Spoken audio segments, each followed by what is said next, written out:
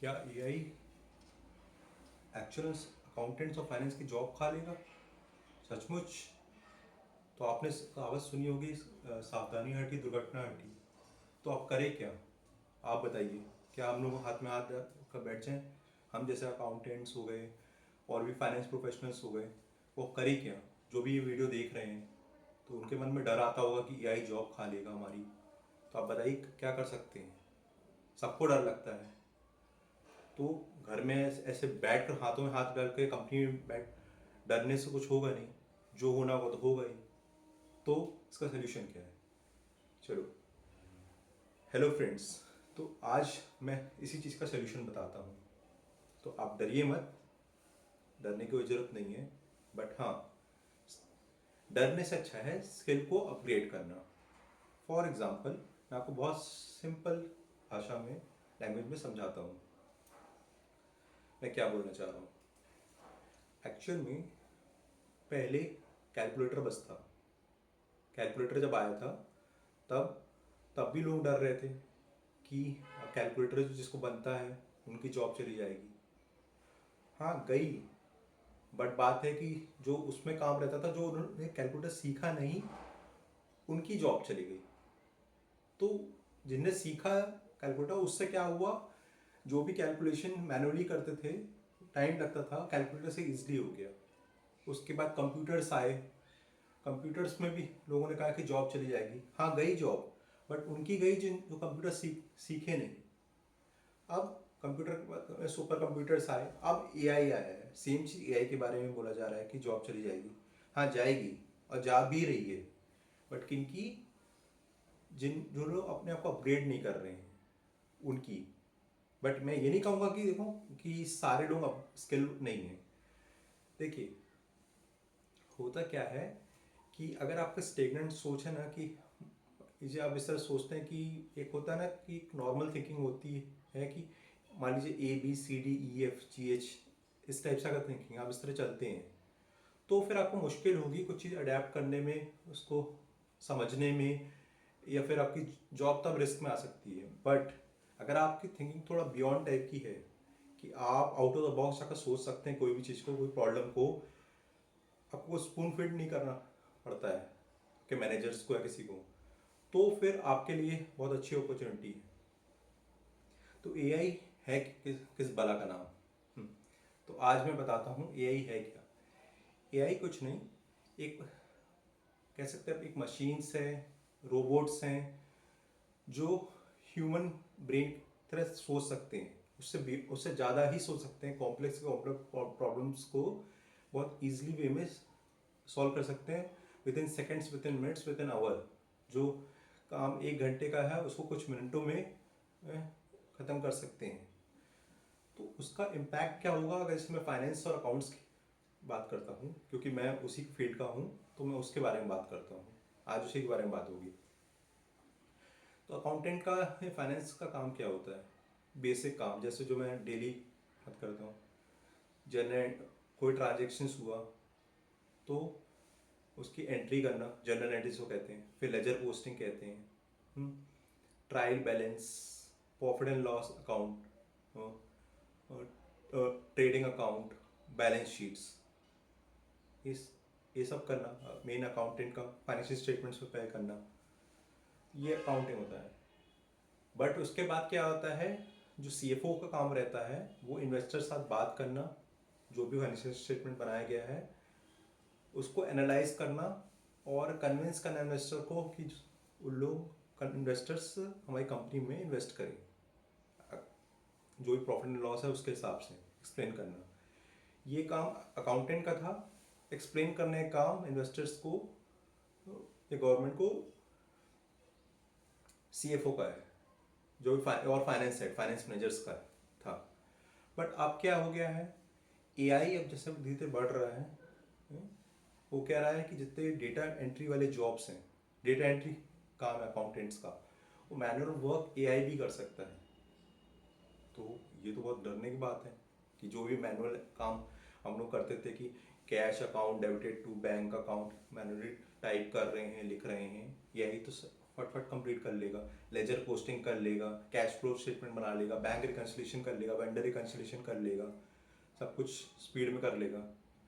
But analysis कोई भी चीज़ करने का काम है ना, वो ह्यूमन को ही करना पड़ेगा। एनालिसिस वो नहीं करेगा, क्योंकि एक्सप्लेन इन्वेस्टर्स को जाकर एआई नहीं करेगा, वो आपको ही एनालाइज करना पड़ेगा। अलग, क्योंकि इंसान हर लेवल पे सोच कर देखो बात करनी पड़े। कोई भी इन्वेस्टर्स से बात करते हैं तो हर टाइप की पिच होती है, खाली लॉजिकल पिच नहीं होती है। एक ह्यूमन बात करते हैं तो वहाँ पर इमोशनल पिच भी होती है, लॉजिकल पिच भी होती है। एक ट्रस्ट बिल्ड करना पड़ता है, कनेक्शन बिल्ड करना पड़ता है। ऐसा नहीं कि आप जाकर बोले कि मेरे पास इतना इतना प्रॉफिट है, आप मेरी कंपनी इन्वेस्ट करिए। ये तो बहुत रूड लग रहा है ना, आपको भी रूड लग रहा होगा, किसी को भी रूड लगेगा। इसलिए एक रैपो बिल्ड करना पड़ता है। ये सब चीज़ें ह्यूमन ब्रेन ही कर सकता है। बट अगर मैं बोलूँ कि आप अकाउंटेंट हैं और आपको ये काम करना पड़ जाए, तो क्या आप में इस तरह का दिमाग है कि आप इस तरह की चीज़ कर सकते हैं? अगर दिमाग तो नहीं बोलूँगा, क्या आप कोशिश करते हैं एनालाइज करने को चीज़? क्योंकि दिमाग तो सबका सेम ही रहता है, भगवान ने दिया है। तो मैं ये बोलूँगा कि अगर नहीं है तो आप डेवलप करना को शुरू करिए।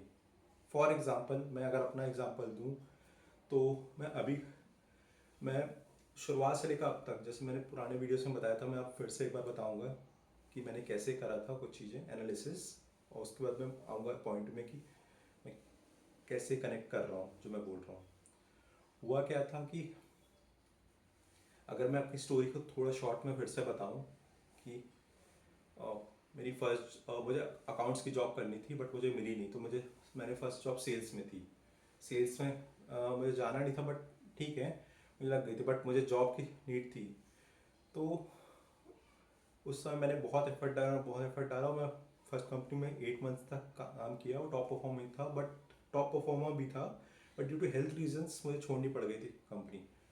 बट वहाँ पर मैंने क्या चीज़ सीखा कि कोई भी लोगों से बात करना धीरे धीरे, जो मुझे बहुत डिफिकल्ट, जो आज मैं आपसे बात कर पा रहा हूँ, वो सेल्स की ही देन है। पहले तो और इससे ज़्यादा डिफिकल्ट लगता था। इसलिए मैं सबको बोलता हूँ कि अगर मैं आपसे बात कर पा रहा हूँ ना, तो कोई भी कर सकता है? क्योंकि ये चीज़ प्रैक्टिस से आती है। ये ऐसा नहीं आ जाती कि एकदम से आप सोचें कि देखो, ओवर थिंक करते रहें, सोचें कि एकदम से बात करना आ जाएगा या फिर अपनी बात को रखना आ जाएगा। ये चीज़ आपको चीज़ों का एनालाइज करना, लोगों से कंटिन्यूसली बात करने के बाद ही चीज़ें होती हैं। स्टिल इम्प्रूवमेंट है, ज़रूरत है, बहुत ज़्यादा इम्प्रूवमेंट की ज़रूरत है, इसलिए मैं कर रहा हूँ। ये सेल्फ इम्प्रूवमेंट के लिए भी है, जैसे मैंने पहले के वीडियोस में बोला। तो आते हैं मुद्दे में। तो हुआ क्या, उस समय जब मैं काम कर रहा था, लोगों से बात किया, तो मैंने एक चीज़ रियलाइज़ करी कि जब मैं अपने कोई फाउंडर से बात करता था दूसरी कंपनीज के, तो वो किस तरह सोचते हैं। उन लोग सिर्फ एक ग्राउंड लेवल पे नहीं सोचते बस हैं खाली, वो तो एक चीज़ है, उन्होंने एनालाइज हर चीज़ करते हैं कि अगर उनको कितना प्रॉफिट होगा, कितना लॉस होगा, वो सब चीज़ें मैं समझने की कोशिश करता था।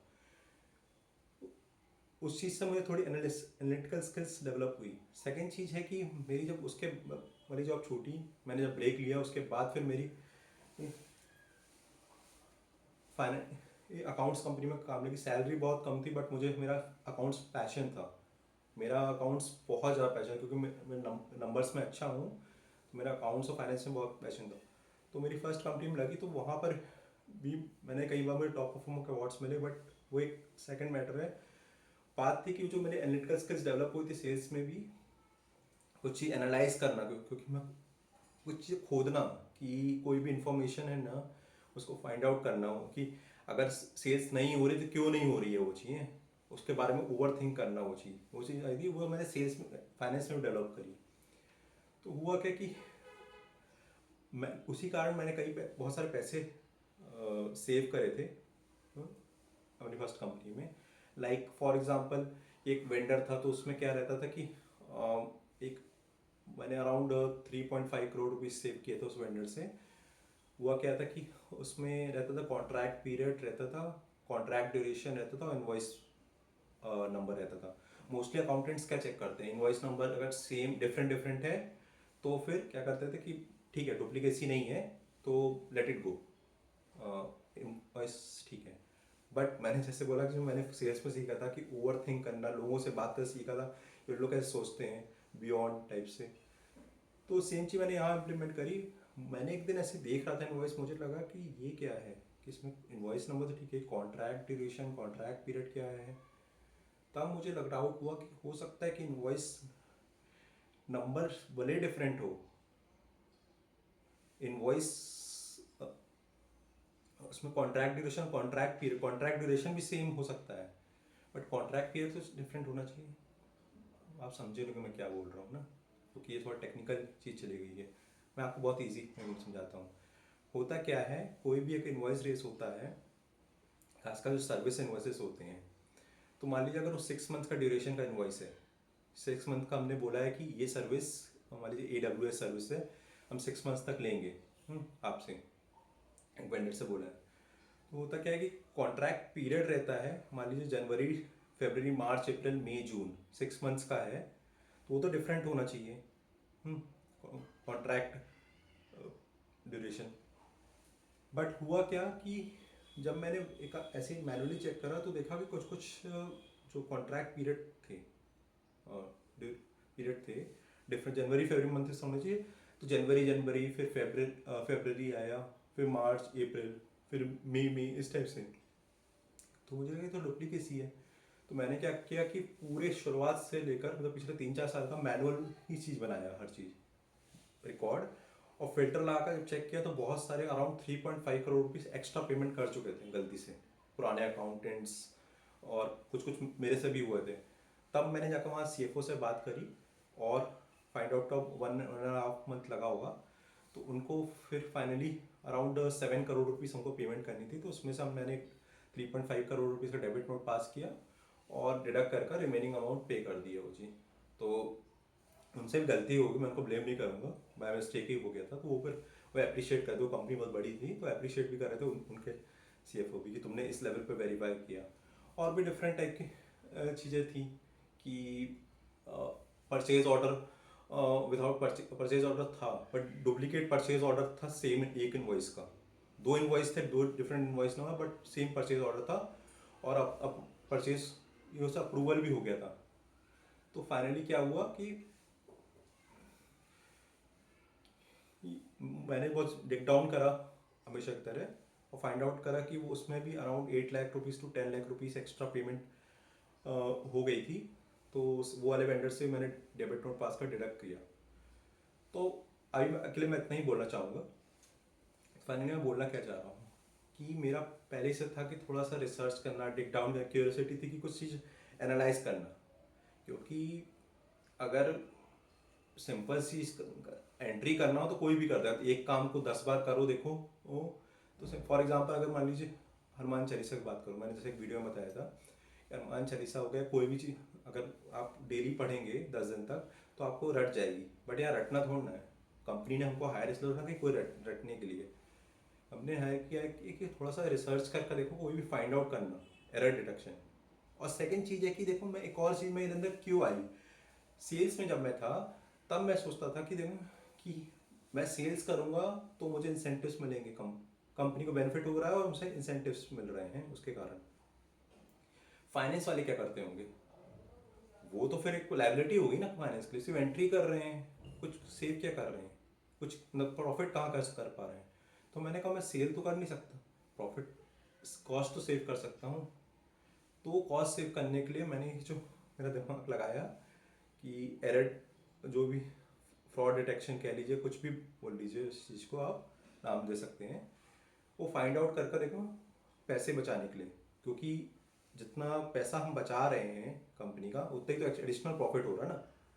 क्योंकि क्योंकि प्रॉफिट कैसे निकलता है, income minus expenses equals to profit, simple सी बात है। तो अगर अगर मान लीजिए वो पैसा हम पे कर देते तो हम होता क्या कि हमारी इनकम कम हो जाती ना, इनकम कम हो जाती है हमारी, तो उसके कारण से क्या होता, प्रॉफिट भी कम हो जाता। इट्स बेटर कि देखो मैंने उससे रिसर्च कर वो पैसा बचा लिया। ऐसी डिफरेंट कंपनीज में भी मैंने करा है, मैंने ऑलरेडी वो चीज़ बता चुका पुरानी वीडियोस में, आप जाकर चेक कर सकते हैं मेरे चैनल में शोनी अकाउंटिंग सिंप्लीफाइड में। तो अब वापस AI में आते हैं। मैं क्यों ये बता रहा था, ये चीज़ें खाली मैं नहीं करता, बहुत सारे लोग भी करते होंगे और करते रहे हो, करना भी चाहिए। तो अगर ऐसी आपकी सोच है इस तरह की, तो अब क्या होगा कि एआई जब आया है ना, तो वो बेसिक काम जितने भी हो गए, journal journal entry, ledger posting, trial balance, trading account, profit and loss account, balance sheet, cash flow statement, bank reconciliation, vendor reconciliation, ये सब जो बेसिक काम है वो भी कर सकता है।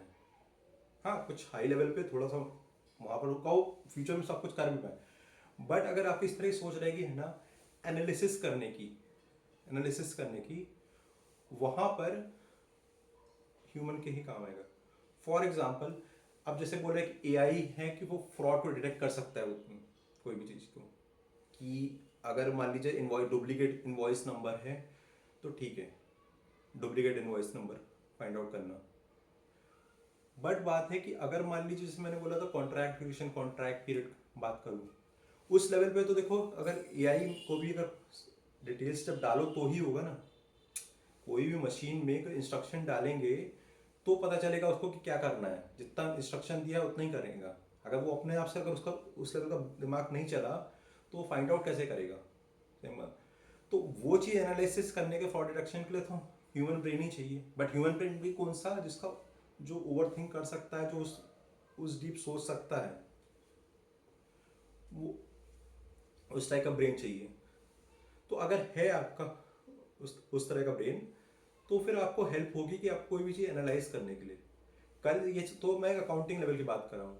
अगर ये चीज़ आप जाएंगे इन्वेस्टर्स के पास ही बात करेंगे, कोई भी चीज़ डिस्कस करेंगे, तो वो आपको और हाई लेवल पे बात कर सकते हैं कि अगर एआई आ गया है, कंपनी कॉस्ट बच रहा है इस चीज़ में। अगर आप हमारे फाइनेंस मैनेजर हैं, आप बोल सकते कि बच रहा है, बट फिर भी कुछ कुछ एम्प्लॉयज़ की ज़रूरत है हमें।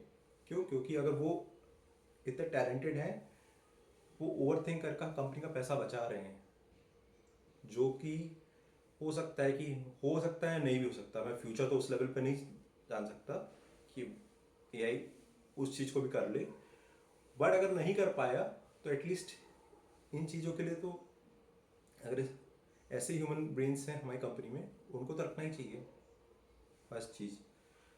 अब क्या है कि बात है कि, और सेकंड चीज़ है कि अगर आपका इस तरह का दिमाग चल रहा है ना, तो अगर मान लीजिए एआई ने बेसिक अकाउंटिंग कर भी ली, होगा क्या अगर आपको भी बुलाया, किसी को, मुझे या किसी को भी बुलाया, या जाकर सीनियर से बात करने के लिए और या इन्वेस्टर से बात करने के लिए बोला कि अब ये अकाउंटिंग तो हो चुकी है, बट एनालाइज करके समझाना है वो कोई भी चीज़ को। और ऐसा नहीं समझाना कि ए टू जेड कि कैश अकाउंट डेबिट, वहाँ पर ये नहीं बताना पड़ेगा है कि प्रॉफिट आया है, लॉस आया है, प्रॉफिट आया है, क्यों इतना कम क्यों आया है, और ज़्यादा आया तो उसको कैसे इम्प्रूव कर सकते हैं। ये सोच तभी आएगी जब आप थोड़ा रिसर्च करेंगे, टेक डाउन करेंगे कोई पर्टिकुलर टॉपिक में। हम्म, तो तो ही पता चलेगा, तो ही आप एक्सप्लेन कर सकते हैं इन्वेस्टर्स को। और क्या इम्पैक्ट हो सकता है।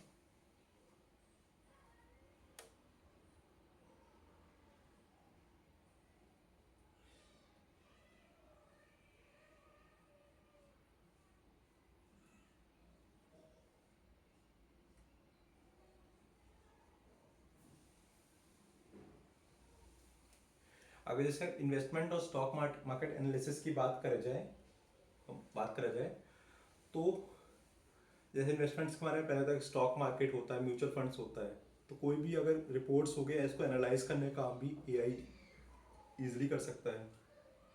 हम्म, कि मार्केट कब कितना ऊपर जा रहा है, कितना नीचे जा रहा है। अभी के मैनुअल में थोड़ा टाइम लगता था, एआई बहुत फास्ट कर लेगा। बट अगर आपका दिमाग इस तरह का है कि आप उस चीज़ को देखो, तो थोड़ा एनालाइज फास्टर कर सकते हैं। फास्टर तो चलो एआई कर भी ले, बट बियॉन्ड थिंकिंग वाली चीज़ें ना, कि जो चीज़ें नॉर्मल कोई भी समझ, एक होता है ना कि एबीसी टाइप से दिमाग चलना, जैसे मैंने बताया था वो कॉन्ट्रैक्ट ड्यूरेशन वाली बात, अगर आप उस लेवल पे जाकर सोच रहे हैं और प्लस एआई का हेल्प भी ले रहे हैं, एआई को अपना दुश्मन मत समझिए। मैं कह रहा हूँ चाहे वो मार्केट एनालिसिस हो या प्रॉपर अकाउंटिंग वाली चीज़ हो, आप एआई का हेल्प लीजिए। और कोई भी चीज़ एनालाइज करिए। फॉर एग्जाम्पल अगर मैं बहुत बेसिक लेवल पे जाऊँ, अगर मैं एक रिक्रूटमेंट का एग्जाम्पल लूँ है, होता क्या है, अब जैसे मान लीजिए CV कोई आपको मिला, कोई भी है CV अगर आपको अपडेट करना है हर चीज़ है, तो आपको मान लीजिए कुछ चेंजेस नहीं करना है, आपको फॉर्मेटिंग करनी है। आप क्या CV आपको मान लो किसी को शेयर करना है कोई भी चीज़, तो आप क्या करेंगे वो जी, उसको मैनुअली एक एक चीज़ करेंगे। अरे आप ऐसे काम क्यों कर रहे हैं? आप उसको चैट GPT में जाकर आप उसको प्रॉम्प्ट दे सकते हैं कि please do not change anything, don't change the content, only change the formattings हैं and share in word format as it is है। तो वो एज इट इज़ आपको दे देगा फॉर्मेटिंग चेंज करके विद इन सेकेंड्स।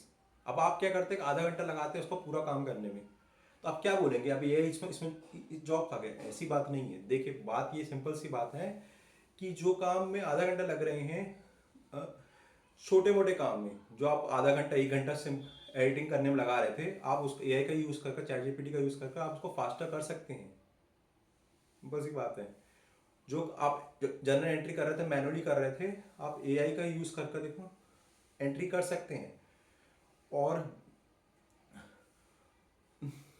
ताकि आपके जो बेसिक काम है उससे आपको जल्दी फ्री हो जाए और एनालाइज कर सकें।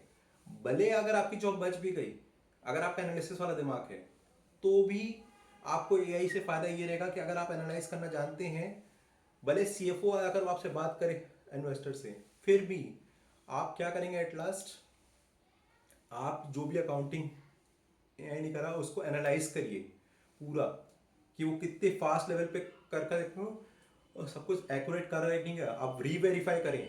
क्योंकि ये दिमाग ये कहता है कि चाहे AI हो चाहे कोई भी हो, भरोसा किसी पर नहीं करना है। गलती किसी से भी हो सकती है, मशीन्स भी देखो ह्यूमन ने ब्रेन ने बनाई है, ह्यूमन बीइंग ने बनाई है, गलती किसी से भी हो सकती है। तो रीवेरीफाई करिए कि वो जो इन्फॉर्मेशन है वो सही है कि गलत है।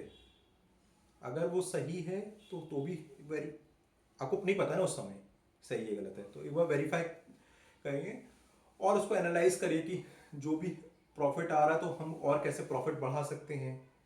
अब आप बैठ कर सोच रहे हैं कि क्या चीज़ है क्या है, सिंपल सी बात है। अगर आपके दिमाग में कोई आइडिया है कि प्रॉफिट कैसे बढ़ा सकते हैं किसी कंपनी का, वो जी भले आप अकाउंटेंट हैं, आप जाइए उस चीज़ को देखो, अपना आइडिया को डायरेक्ट मत लिखिए चैट जीपीटी में, अपने आइडिया को चैट जीपीटी में डालिए पूरा, और उसमें पूछिए सजेस्ट द बेस्ट आइडिया हो जी, उसके हिसाब से देखो वो आपको और नए आइडियाज़ देगा कि कैसे कर सकते हैं। उस चीज़ को डायरेक्टली जाकर पिच नहीं करना है, उस चीज़ को प्रैक्टिकली सोचना है, एक पूरा डिटेल बनाना है रोड मैप कि किस तरह से अगर प्रैक्टिकली इंप्लीमेंट करना होगा तो कैसे इंप्लीमेंट करना होगा। बोलने से नहीं होता, क्योंकि इन्वेस्टर से अगर आप बात करेंगे तो इन्वेस्टर 1000 टाइप के क्रॉस क्वेश्चंस करेंगे, उसके लिए आपको पूरा बैकअप प्लान रेडी होना चाहिए कि आपको क्या बात करनी है इन्वेस्टर से।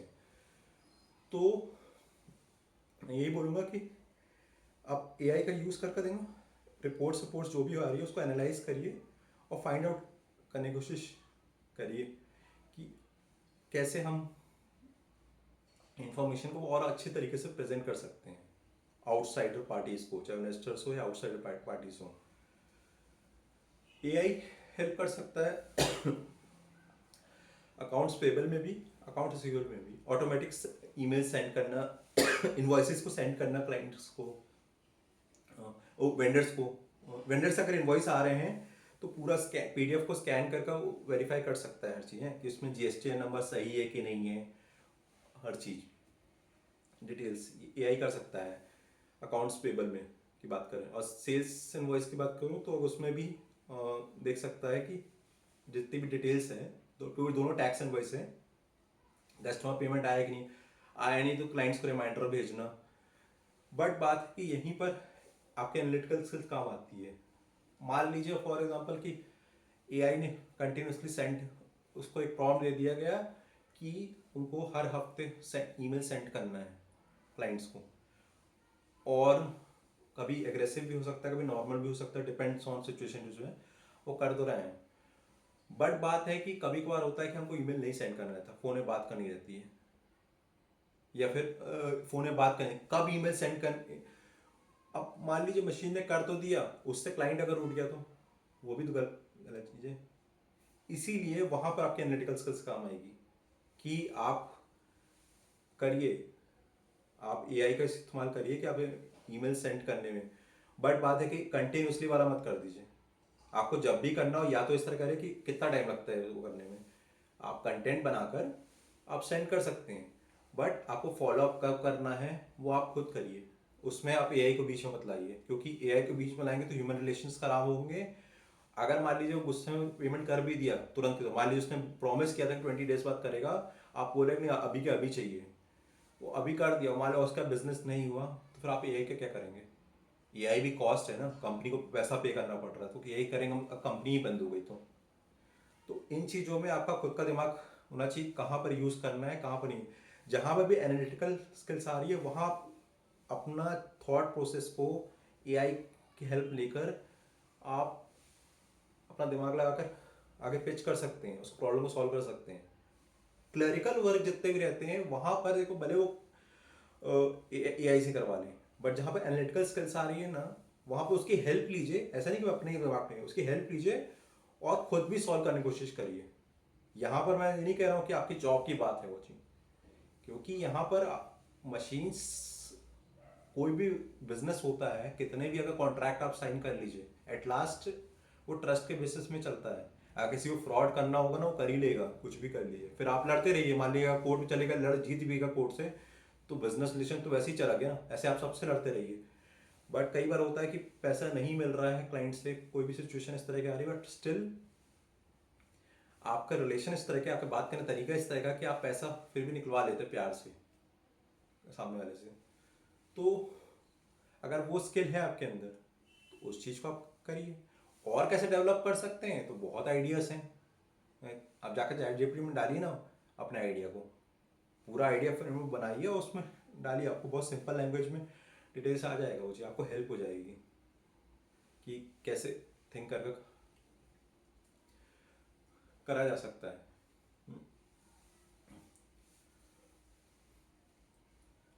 और एक और मैं एग्जांपल लेना चाहूँगा, पुरानी कंपनीज में जब मैं काम कर रहा था, जो मैंने पैसे बचाए थे, उसको भी मैं एआई से करूँगा। अब जैसे बैंकिंग बोलते हैं ना, बैंकिंग ट्रांजेक्शन एआई ईजिली कर लेगा, बहुत इजी हो जाएगा, कोई भी चीज़ फॉलो अप करना, पेमेंट्स करना, सब चीज़ें मैनुअल वर्क चला जाएगा। बट फिर मैं इसमें एनालिटिकल स्किल्स की बात करूँगा। ये हुआ क्या था कि एक बार वेंडर पेमेंट, हमने बैंक को वेंडर को पेमेंट करी, बट बैंक का कुछ इंटरनल एरर था और वो पेमेंट किसी और ट्रांजेक्शन चली गई थी, किसी और वेंडर को। वो हमारी गलती नहीं थी, हमने, क्योंकि हमारी तरफ से आईएफएससी कोड, अकाउंट नंबर सब कुछ सही था।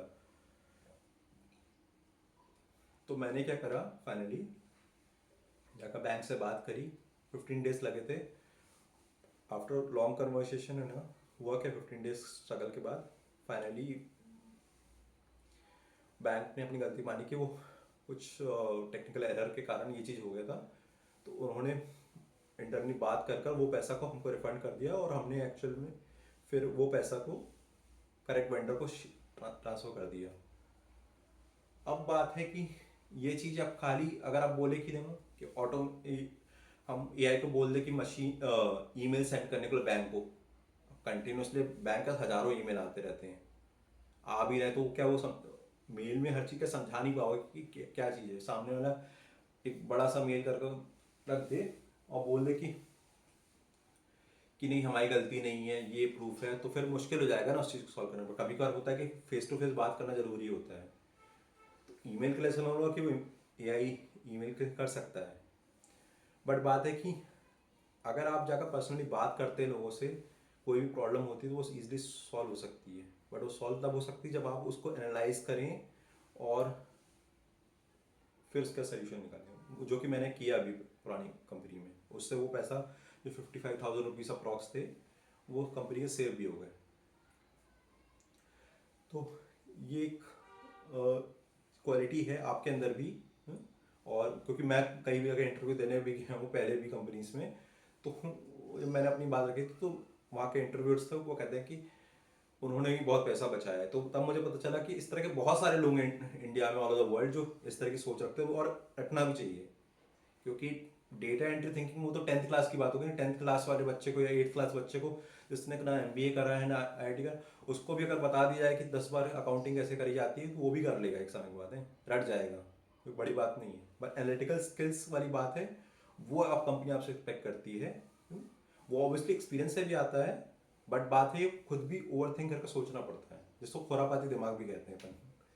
तो सिंपल सी बात है कि वो खुरापाती दिमाग को अपने काम में लगाइए तो आपको बेनिफिट होगा उस चीज़ का।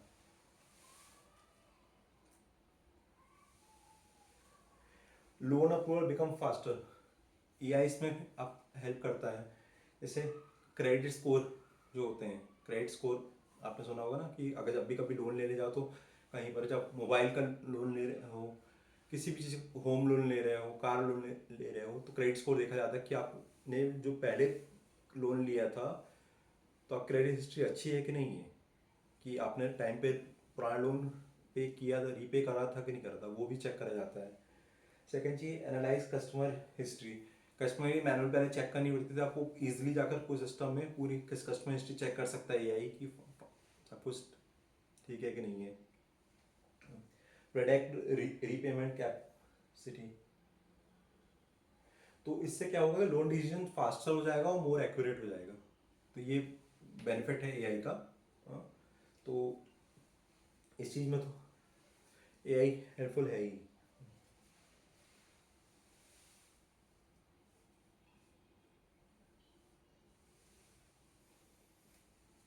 बट हाँ, इस चीज़ में एक और चीज़ बोलूँगा कि हाँ, मैं नाम नहीं लूँगा, बट बात है कि कभी कभार रहता है कि अब कोई क्रेडिट हिस्ट्री देखकर लोन दे ही नहीं रहा है कोई भी चीज़ के लिए।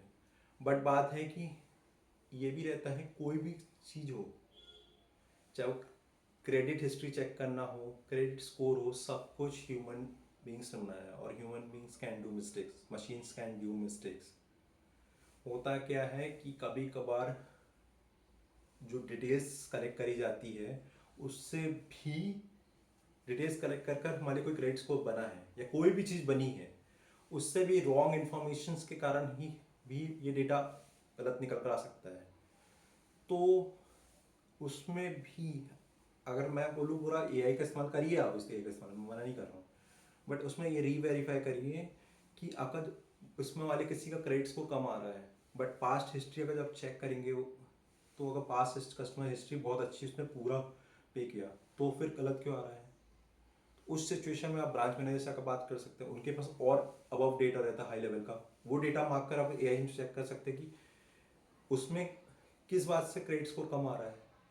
अगर कोई ना कोई एक्चुअल फॉल्ट हुआ तो ठीक है, मत दीजिए लोन। बट बात है कि कोई टेक्निकल एरर से, कोई मैनुअल एरर कारण, क्योंकि एआई भी जो डेटा आपने दिया है पहले से, कोई भी उसके हिसाब से वेरीफाई करेगा ना, अपना दिमाग लगाएगा हर चीज़।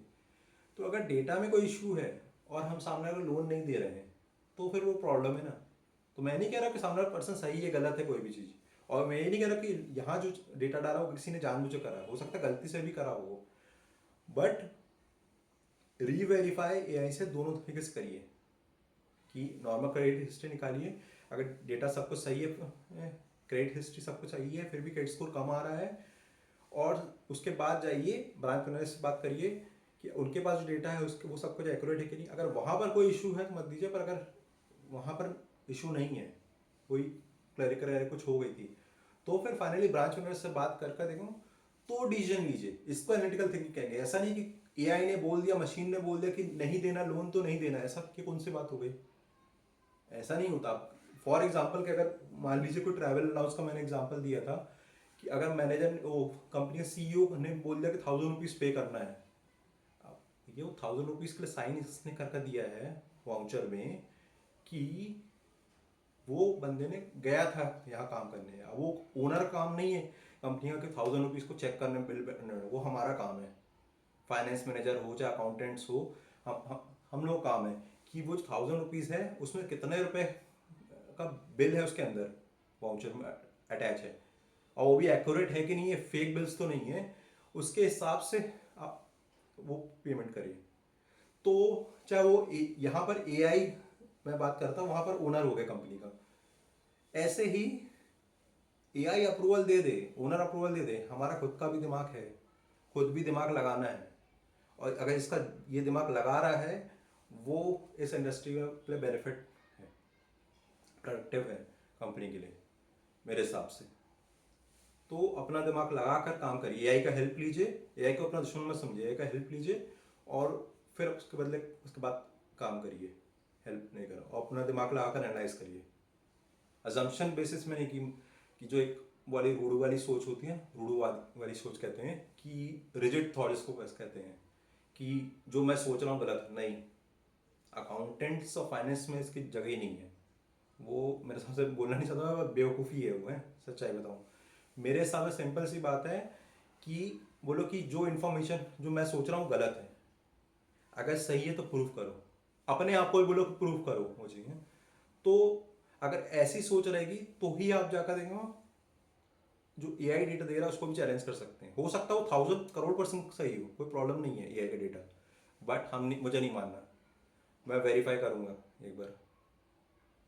भले उस लेवल पे डीप जाकर, अगर टाइम नहीं हो उतना डीप मत जाओ, बट बेसिक तो एटलीस्ट चेक कर सकते हैं कि वो जो डेटा मिला है, और कंपैरिजन कर सकते हैं, जैसे मैं क्रेडिट स्कोर के बारे में बताया था।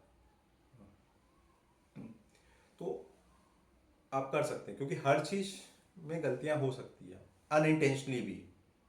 इंटेंशनली की बात ही मैं नहीं कर रहा, अनइंटेंशनली गलती में कर सकती है, ह्यूमन बीइंग है, गलती हो सकती है सिंपल से। चलो बैंक्स वाले भी एक एम्प्लॉय ही है, ह्यूमन बीइंग से गलती हो सकती है। तो काम ही, जो हाई लेवल अथॉरिटी रहती है, कोई मैनेजर्स होते हैं जो लोन अप्रूवल करते रहते हैं, उनका काम ही है कि वेरीफाई अच्छे से करना हर चीज़ को, और ये देखना कि सब इन्फॉर्मेशन करेक्ट है कि नहीं है, और करेक्ट है तो बहुत अच्छी बात है, और नहीं करेक्ट है उसको ठीक कर लो, गुनाह थोड़ा ना कर दे, ठीक कर लो, प्रॉब्लम क्या है उसमें है। ये चीज़ है। तो यहाँ पर मैं कभी भी ये चीज़ कहीं नहीं बोल रहा हूँ पूरे वीडियो में कि क्रेडिट्स को गलत चीज़ होती है, गलत करते हैं, या कोई बैंक जो करते गलत करते, मैं कुछ नहीं बोल रहा हूँ। मैं सिर्फ ये बोल रहा हूँ ह्यूमन बीइंग है, मिस्टेक हो सकती है, री वेरीफाई करो। क्योंकि मैं तो बोलता हूँ, मैं जो भी काम करता हूँ मैं सोचता हूँ गलत है, इसलिए उसको डबल, अगर पेमेंट्स भी कर रहा हूँ, भले मैं 11 साल से पेमेंट कर रहा हूँ, फिर भी 4 बार चेक करता हूँ, मुझे तो मेरे से गलती हो सकती है। अगर ऐसी सोच है तो ही गलती नहीं होने के चांसेस बहुत कम है, अगर इतनी बार वेरीफाई करेंगे। अगर मैं सोच लूँ रिजेक्ट थॉट से नहीं, मेरे से गलती नहीं हो सकती, तो फिर प्रॉब्लमेटिक है। तो मैं यहाँ पर गलतियों की बात बस कर रहा हूँ, यहाँ पर कोई बैंक्स की बात नहीं है या क्रेडिट स्कोर की, बहुत बहुत अच्छी चीज़ है, और वो देख कर ही देना चाहिए, क्योंकि कोई अगर डिफॉल्टर है उसको अगर लोन दे देंगे तो प्रॉब्लम है ना। तो कंपनी का जो हार्ड एंड मनी रहती है, कम गवर्नमेंट जो पे बैंक्स को बोलती है पे करने के लिए एज अ लोन, वो हमारा ही पैसा है, जो हम सेविंग कर कर डिपॉजिट करते हैं एफडी के थ्रू, सेविंग के थ्रू, वही पैसा का लोन में बैंक देती हैं। अगर वो गलत हाथों में चला गया पैसा, तो लॉस तो इकॉनमी का हमारा ही है। तो वेरीफाई करें, बट और अच्छे से वेरीफाई करें, मेरा सिर्फ इतना है। और अच्छे करती ही है, और अच्छे से वेरीफाई करें, और एआई का हेल्प ले, एआई बहुत स्मार्ट है, तो हेल्प लेकर करे तो बहुत इजी हो जाएगा।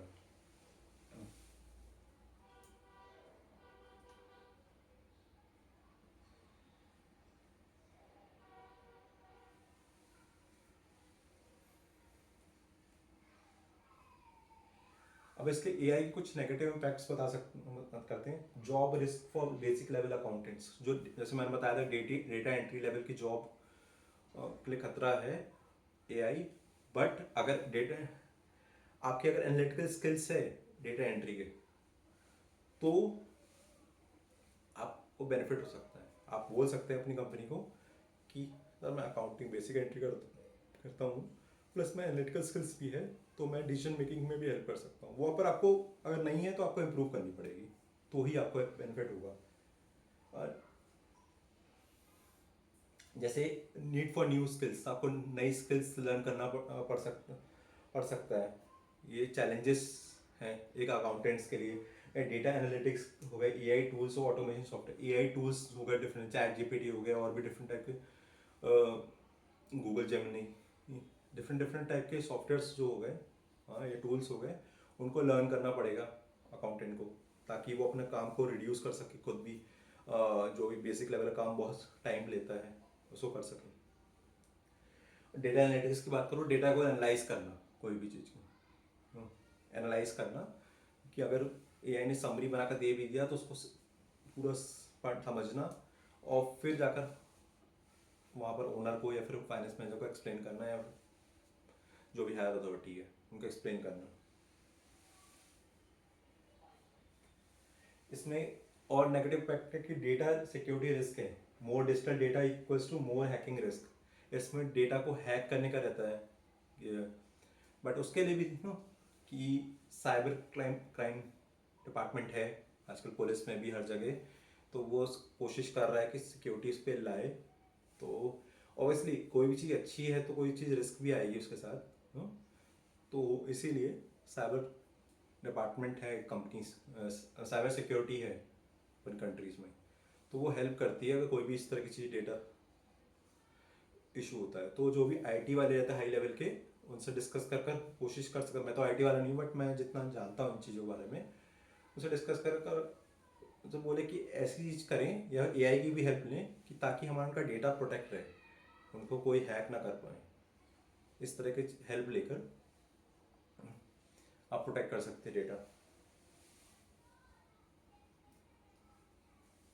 High initial cost, AI software can be expensive. जो एआई के सॉफ्टवेयर रहते हैं वो थोड़े महंगे भी हो सकते हैं।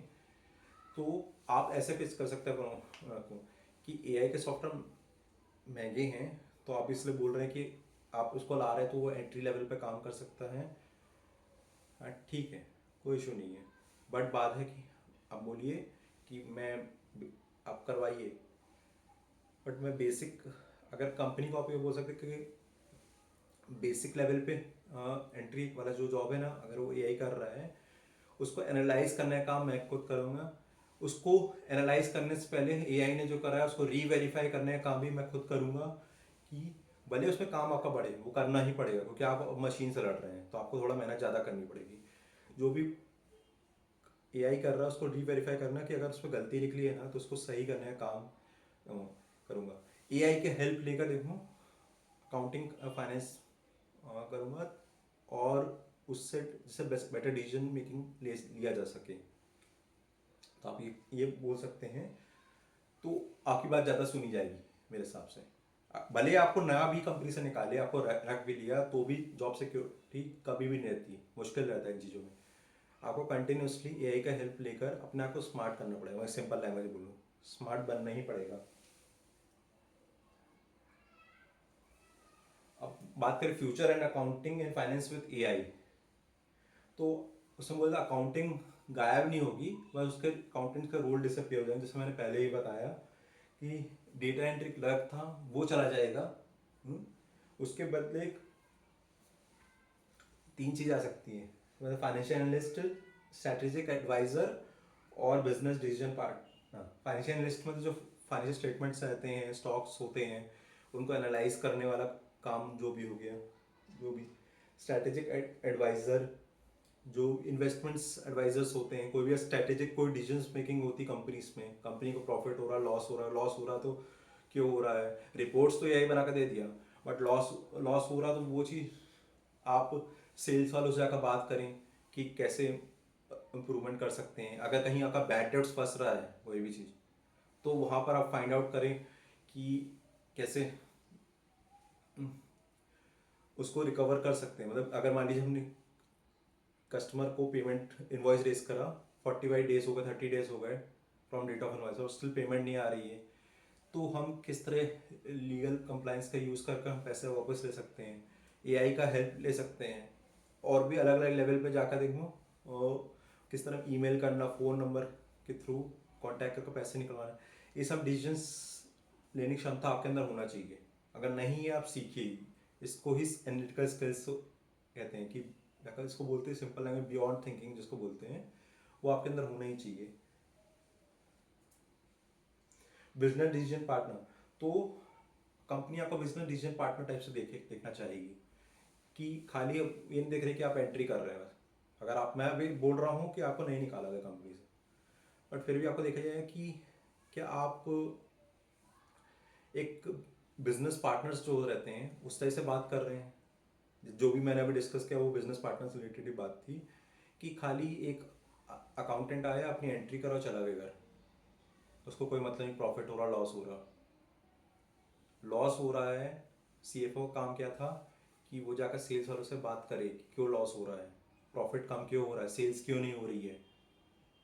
ओनर को रिपोर्ट्स पता है कि ये चीज़ लास्ट फाइनेंशियल ईयर में इतने सेल्स हुई थी, इस बार कम हुई है, तो खुद भी फाइंड आउट करने की कोशिश करें एज पर रिपोर्ट्स कि क्या प्रॉब्लम थी कि पिछले क्वार्टर में ज़्यादा थी या इस क्वार्टर में कम है, उससे पहले क्वार्टर में बहुत ज़्यादा थी। तो ये चीज़ डाउनफॉल अप डाउन क्यों हो रहा है? क्या मार्केट वजह से हो रहा है? अगर मार्केट वजह से हो रहा है तो हाथ में क्या हाथ रख के बैठे रह के कंपनी बंद हो जाता? नहीं, मार्केट का अगर डाउन भी हो रहा है तो भी क्या कर सकते हैं ताकि कंपनी की सेल्स ग्रोथ बढ़े। उस चीज़ के लिए ये आपसे एक्सपेक्ट करा जाता है कि आप इस तरह के डिसीजंस लेना सीखें और आप बात करें जाकर डिफरेंट डिपार्टमेंट से। और अगर पैसा बचा सकते हैं जैसे मैंने बताया था अपने बारे में, तो वो भी फ़ायदेमंद है।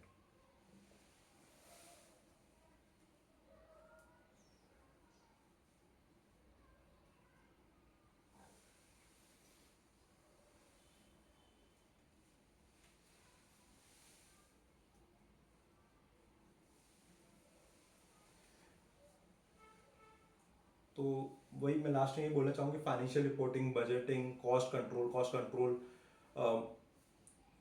में कॉस्ट सेविंग भी आती है। और कंप्लाइंसेस, लीगल कंप्लाइंसेस होता है, जैसे जीएसटी टैक्स हो गया, इसकी फाइलिंग हो गई। इसके बारे में आपको नहीं पता है तो आप सीखिए। अगर आपको सीखना है तो मेरे वीडियोस में जाकर चेक कर सकते हैं, मैं उसके बारे में डिटेल्स ऑलरेडी डाल चुका हूँ। आपको और भी इस तरह के वीडियो चाहिए जहाँ पर जीएसटी टीडीएस कंप्लाइंसेस है, मैं आप कमेंट में डालिए, मैं आपको आगे फ्यूचर में वीडियो बनाकर दूंगा। और आप क्या कर सकते हैं, जो आईटी सेक्टर के कुछ थे, पावर बीआई हो गया, एआई बेस्ड ईआरपी टूल्स और डेटा एनालिटिक्स, इस तरह के कोर्सेस आप कर सकते हैं जाकर। आप यूट्यूब से भी सीख सकते हैं जाकर, देखो इसके फ्री कोर्सेज भी आ सकते हैं। आप जाकर सर्च करिएगा, आपको जो भी आपके हिसाब से, मैं कोई रिकमेंड नहीं करूँगा यहाँ पर, आपको यहाँ जो भी ठीक लगे गूगल्स में या यूट्यूब में कहीं सर्च करिए, आपको पढ़ाई कर सकते हैं, कोर्सेज कर सकते हैं, लर्न कर सकते हैं अपनी एनालिटिकल स्किल्स को। कोई भी रिपोर्ट्स मान लीजिए एआई बना कर दे रहा है, आप बैठिए और उसको एनालाइज करने की कोशिश करिए कि इसका मतलब क्या है। ये समझने की कोशिश करिए कि अगर मान लीजिए प्रॉफिट एंड लॉस रिपोर्ट बना कर दिया है तो वही जिसमें ना प्रॉफिट हो रहा है तो क्यों हो रहा है, इतना क्यों हुआ, उससे ज़्यादा कैसे बढ़ा सकते हैं, और लॉस हो रहा है तो उसको प्रॉफिट कैसे कर सकते हैं, ये चीज़ है। अगर कंपनीज ने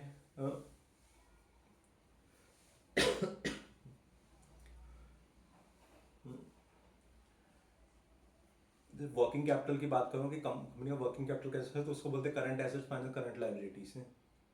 तो अगर करंट एसेट्स अच्छा है, मान ली ज़्यादा है, कंपनी करंट लाइबिलिटीज ज़्यादा है और करंट एसेट्स कम है कंपनी के, हम्म, तो भी कंपनी का कैश फ्लो अच्छा नहीं रहेगा, वर्किंग कैपिटल अच्छा बिल्कुल नहीं रहेगा। तो उसको फाइंड आउट करने की कोशिश करें कि अगर ये लाइबिलिटी इतनी बढ़ी है, करंट लाइबिलिटीज़ क्यों बढ़ी है। अगर हमने, क्योंकि लाइबिलिटीज़ भी कंपनी के बिजनेस के लिए ली जाती है, कोई भी उधारी चीज़ ली जाती है कंपनी ग्रोथ के लिए, हमने लाइबिलिटी ले ली ज़्यादा, उसके बावजूद कंपनी की सेल्स ज़्यादा हो ही नहीं रही है, तो वो लाइबिलिटीज़ गलत है ना। इतनी लाइबिलिटी क्यों लेकर रखे हो कि नहीं। और सेकंड चीज़, कंपनी के एसेट्स हैं, करंट एसेट्स, वो कम क्यों हो रहे हैं। कंपनी कंपनी का सबसे करंट है, बेसिक करंट है, कैश होता है, कैश या बैंक करंट एसेट्स, ये क्यों कम है। ये कम तभी रहेगा जब हमने इनवॉइस रेज करा क्लाइंट को, बट हमसे पैसा ही नहीं आ रहा वहाँ से, बैंक में पैसा ही नहीं आ रहा है। तो पैसा नहीं आ रहा तो वही जैसे मैंने पहले ही बोला कि फाइंड आउट करने की कोशिश करना कि क्यों नहीं पैसा आ रहा है, और नहीं आ रहा, कोई से सामने दे नहीं रहा है तो उसको लीगली कैसे जाना है, तो ये सब भी एनालाइज करना पड़ेगा। उसमें आपको डीप जाना पड़ेगा, उसको पढ़ना पड़ेगा। पहले पढ़िए, उसका डीप रिसर्च करके फाइंड आउट करने की कोशिश करिए अलग अलग मेथड्स के थ्रू।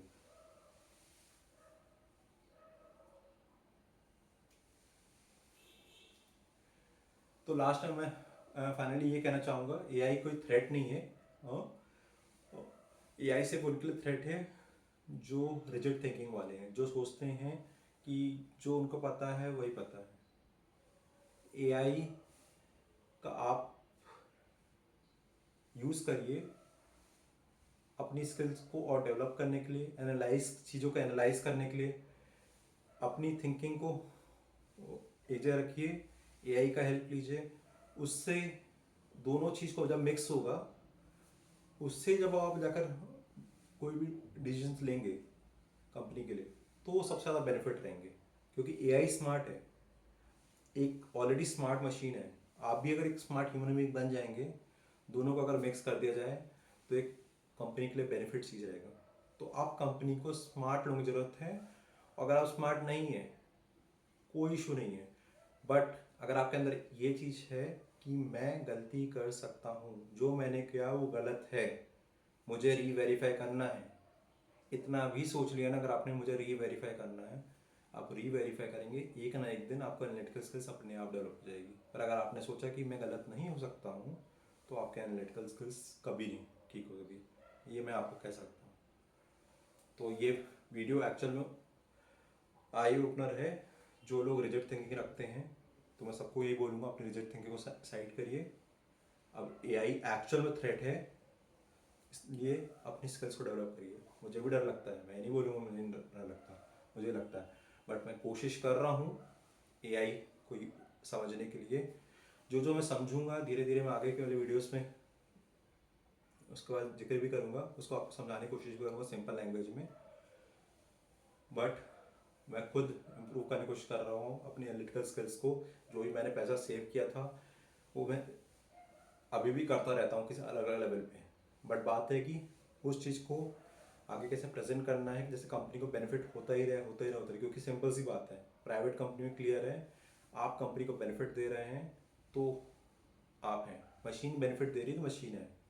आप भी रह सकते हैं, मशीन भी रह सकती है। शर्त ये है कि आप वो मशीन की स्मार्टनेस ऑलमोस्ट एक जैसी हो और आपको पता हो, या फिर ये प्लस आप मशीन को यूज़ करना चाहें, मशीन और एआई को यूज़ करना चाहें, कर सकते हैं। कंपनी प्रोडक्टिविटी कि मशीन भी प्रोडक्टिविटी बढ़ा रही है, आप भी प्रोडक्टिविटी बढ़ा रहे हैं, और दोनों मिल जाएं एक साथ, देखें तो कितनी ज़्यादा प्रोडक्टिविटी बढ़ जाएगी। कंपनी को यही चाहिए मेरे हिसाब से, जितना भी मुझे अभी तक समझ में आया एआई के बारे में।